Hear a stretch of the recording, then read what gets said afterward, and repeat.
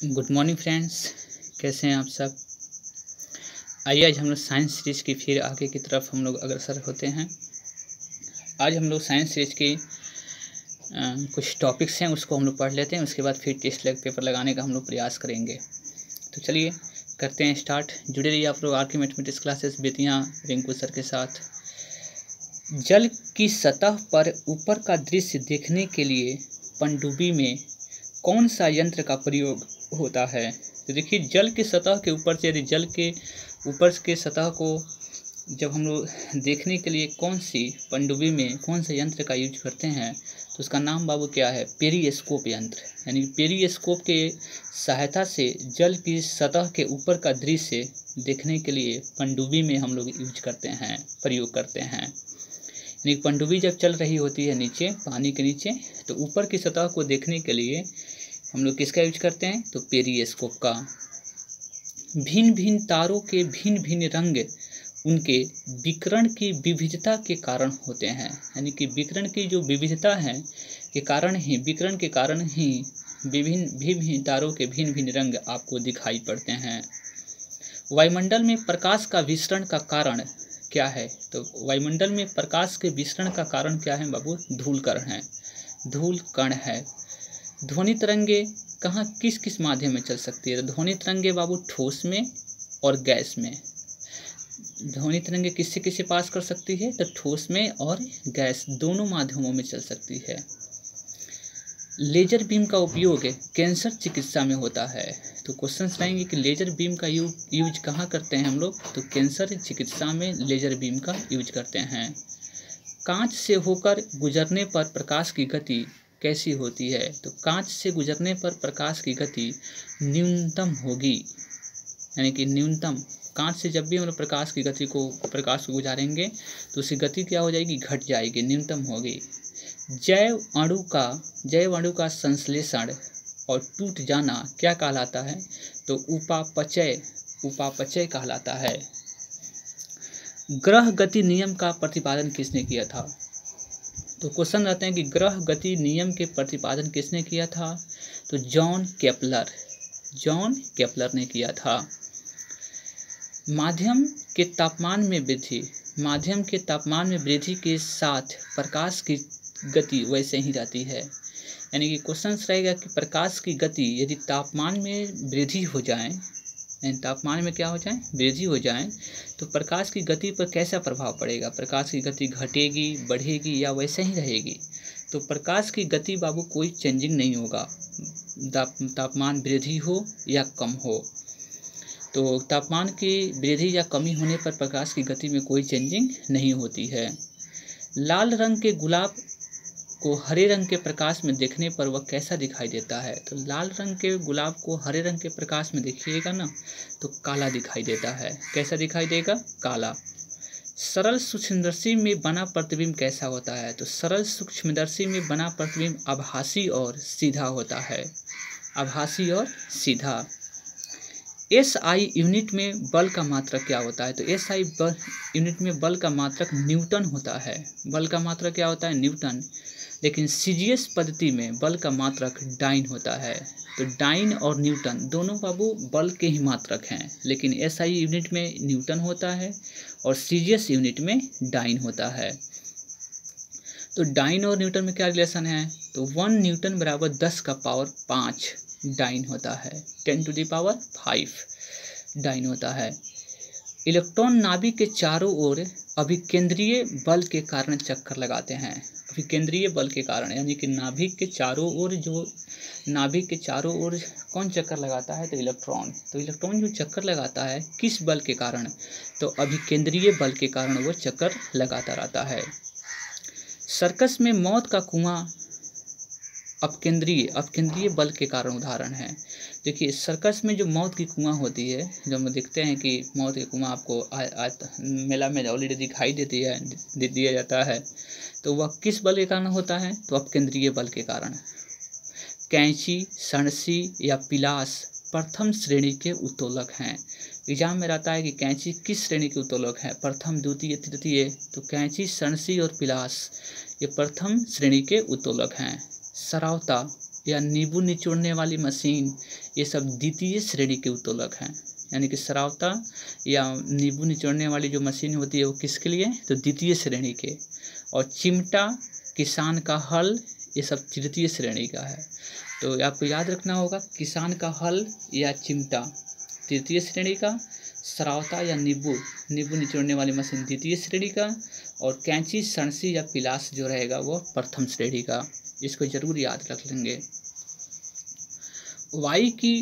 वायु की अनुपस्थिति में समान ऊंचाई से गिराई गई दो भिन्न भिन्न द्रव्यमानों की वस्तुएं पृथ्वी पर एक साथ पहुंचेगी। देखिए, वायु की अनुपस्थिति कह दिया। अनुपस्थिति का अर्थ होता है इसमें अगर निर्वात जो होता है, निर्वात में अगर कोई भी दो ठो वस्तु अगर कितना हो, भारी हो, कोई छोटा हो, कोई हल्का, उसको जब गिराएंगे ना तो दोनों क्या होगा, समान समय पर साथ पहुंचेगी, समान समय पर ही पृथ्वी पहुंचेगी। वायु की उपस्थिति में समान ऊंचाई से गिराई जाने वाली वस्तुओं में भारी वस्तु हल्की वस्तु की तुलना में पहले पृथ्वी पर पहुंचेगी। तो देखिए, यहाँ पे उपस्थित है और यहाँ पे अनुपस्थित है। यानी कि हवा जब रहेगा ना तो जितना भारी आपके पास वस्तु रहेगी उस सबसे पहले गिरेगी, हल्का वाला बाद में गिरेगा। पलायन वेग किसी पिंड का कक्षीय वेग का कितना गुना होता है, तो √2 गुना होता है। पलायन जो वेग होता है किसी पिंड की कक्षीय वेग का √2 गुना होता है। यदि पृथ्वी का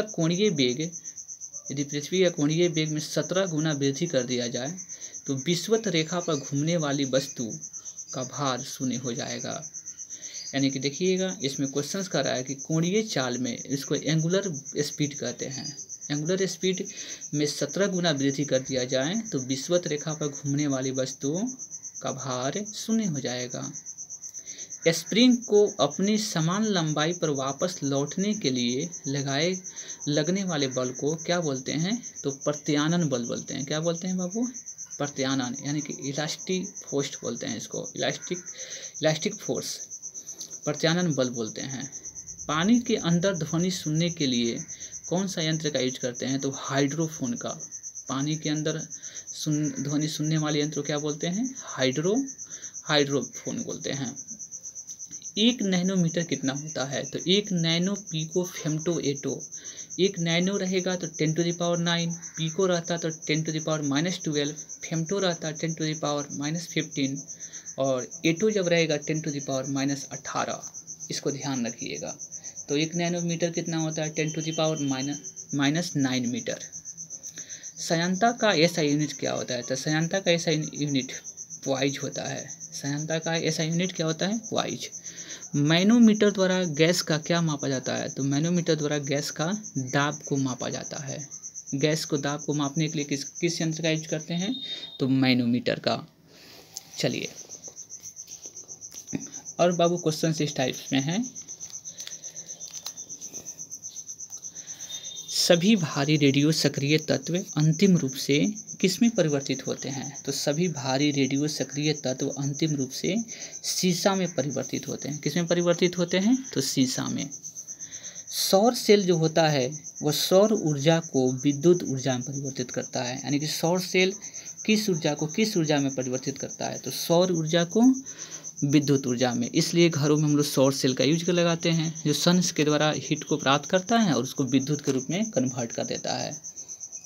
खाद्य ऊर्जा को हम किस में मापते हैं, खाद्य ऊर्जा को, तो खाद्य ऊर्जा को बाबू हम लोग कैलोरी में मापते हैं। जैसे हम लोग जो भी भोजन करते हैं तो उस ऊर्जा को किस में मापते हैं, कैलोरी में। उसके बाद है, जब किसी पिंड की गति को दोगुनी कर दिया जाए तो उसका संवेग कितना होगा, 2 गुना हो जाएगा।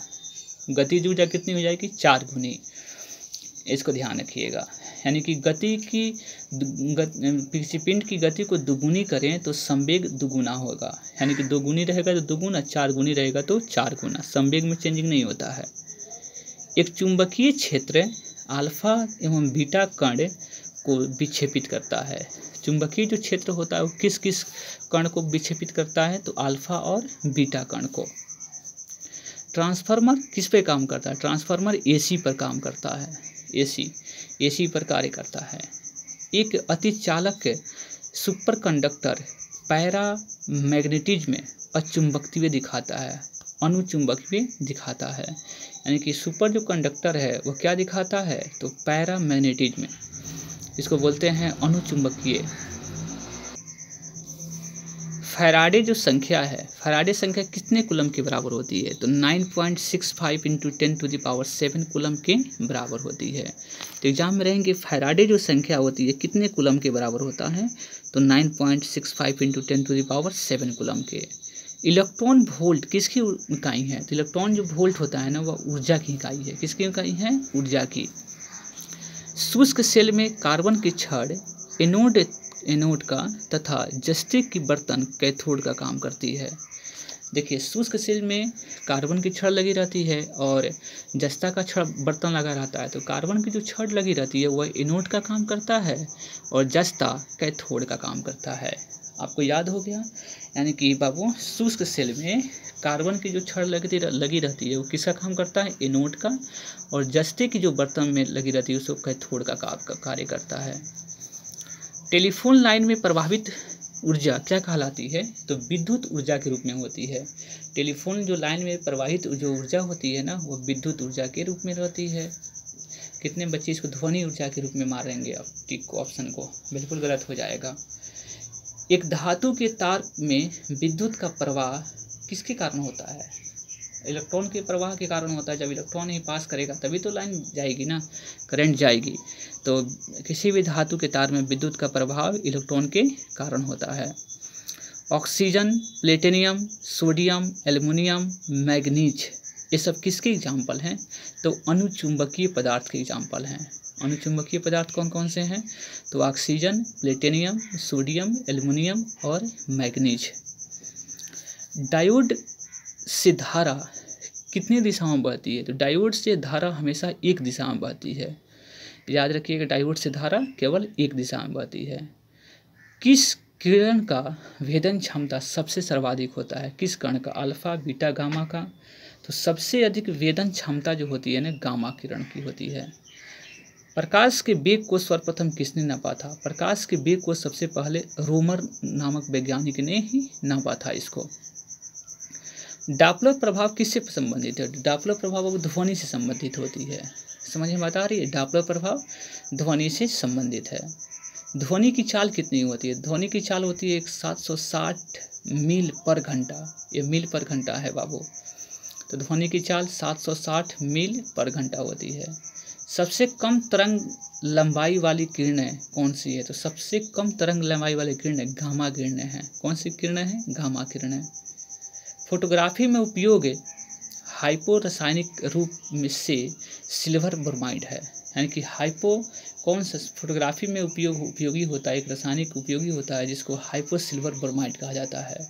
तो वहीं सिल्वर ब्रोमाइड का इसमें यूज किया जाता है। ध्वनि का वेग ठोस धातु तथा इस्पात तथा लोहे में सर्वाधिक होती है। ध्वनि का वेग ठोस में सबसे अधिक होता है, कितना होता है बाबू, तो 5000 मीटर पर सेकेंड। गैसों में हाइड्रोजन में ध्वनि की चाल सर्वाधिक होती है। यानी कि जो गैस होते हैं, जितने भी गैस हैं उसमें सबसे अधिक ध्वनि की चाल इसमें सबसे सर्वाधिक किसमें होगी, तो हाइड्रोजन गैस में।